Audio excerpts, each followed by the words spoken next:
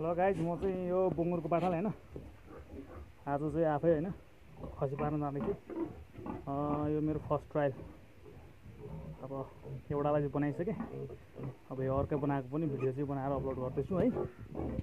ठ्याक्क अब फ्लोर चाहिँ जस्तो सुकै भयो यहाँ राखेँ मैले।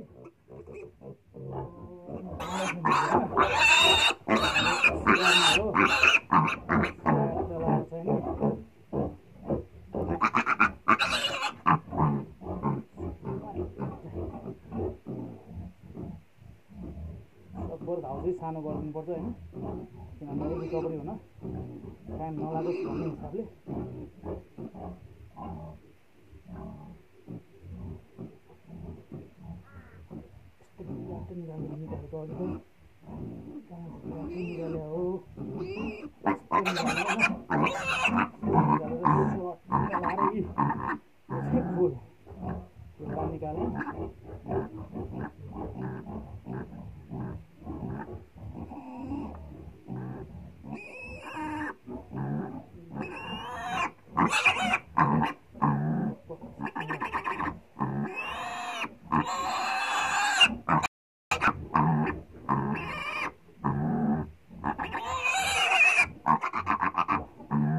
यो भयो। अब यो च्याक लाएर चाहिँ हैन यो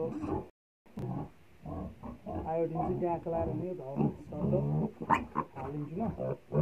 यसले गर्दा यो घाउ किराबाट अरू चिजबाट इन्फेक्टेड नहोस् भनेर।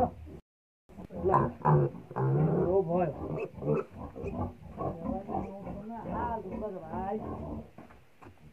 ल मेरो आजको बङ्गुरको पानी खसी बनाउने प्रोग्राम सकियो है।